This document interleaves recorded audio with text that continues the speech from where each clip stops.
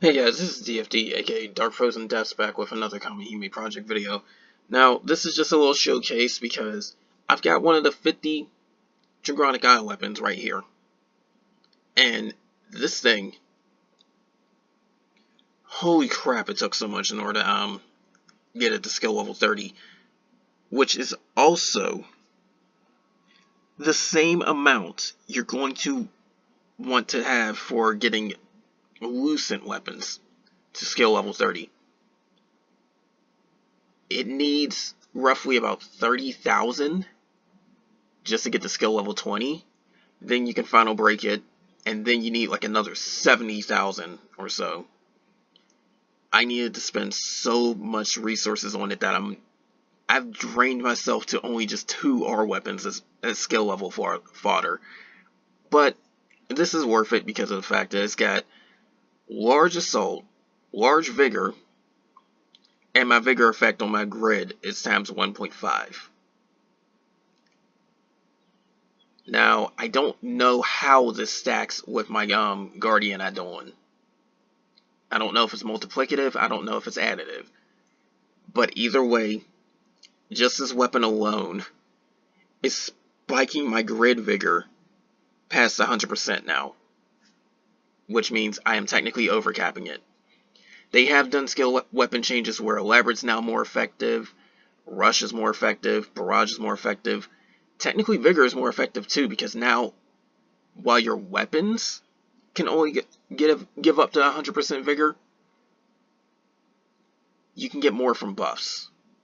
So if I use something like Light Shiva, I don't have 100% in effect. I have 135% or somewhere around that mark. I think she's like, I think she gives 35.5, but it's somewhere around that point. So that's quite a lot of multiplier abuse. And then on top of that too, if I put this on my soul, I can put barriers on the entire party when I burst, which honestly isn't a bad idea. But I would need a glaive character in order to do that, and there's not too many of them.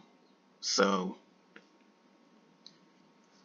but anyways, I'm going to showcase my grid, and like I said, I don't know if the Hageth effect is multiplicative or additive. If it's additive, that means my vigor is whatever the base amount is times 1.9, which is less than if it was multiplicative, because then it would be vigor amount times 1.5 times 1.4,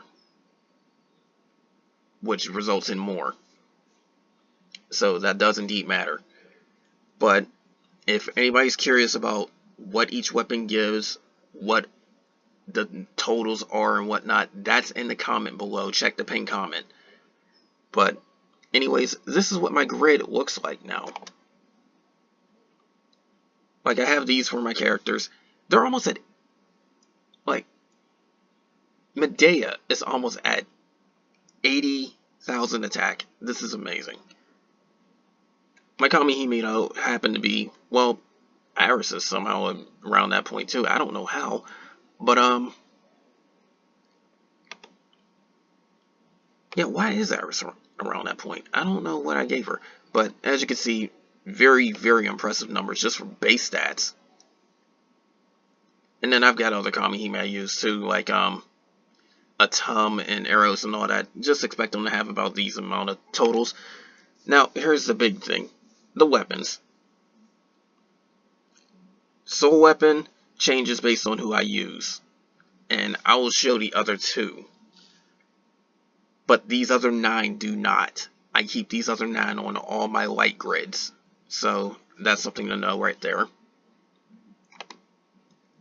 I keep these Adolans on all my light grids.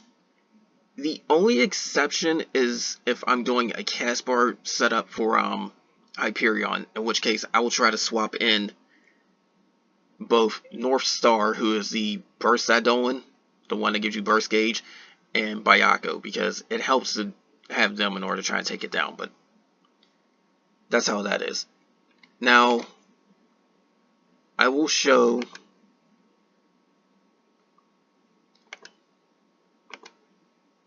Caspar. It changes quite a bit, as you can see, because I'm not getting a base stat spike from a Medea weapon. However, all my Caspar grids will use this. This is the Barong gun, and unfortunately, I didn't decide to keep enough copies in order to get it to MLB. But all that does is up the base stats, and I'm not trying to plus 99 it. I'm just going to wait until maybe I get a Caspar gun later down the line. I don't know. There's a few different souls I'm trying to take care of beforehand, so it may be a while. If I really want to, I can use a dart gun like D'Artagnan, but unfortunately, that would take no bonus to me at all. It would just be a base stat, period. Because A class does not work on S class. And now then, there is Yori, who also has pretty impressive totals. And of course, her soul weapon does the same thing as Medea's. They're both the elemental one, so I get 40% elemental. So, there's that. But without a doubt, this is easily this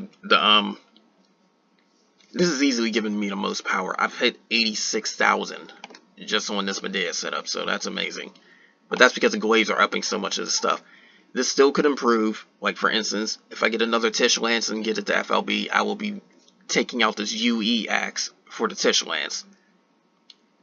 This Null Glaive or Phantom Glaive, however you want to call it, it's not even maxed. I need one more copy before it's maxed, and I've already got this much. So, yeah, you can call this a well grid if you want. Honestly, I did spend quite a bit on light, but the thing is, I got 4 of these Vish weapons, kept them separate, then got bricks for them in order to get them the final break. So I didn't literally pull like 16 copies of that. But anyways, that's all for this. I just wanted to show this off. This is now my new light grid. And despite how it looks, it does have enough exceed. Trust me on that one. Like, even without the Haggith boost, if I set up and apply to the Michael buff, that's close enough. So there's that. Because I can easily switch out mana for Haggith. It's just that Haggith is going to be better in this case. But anyways, that's all for this. More of this will come soon, and take care.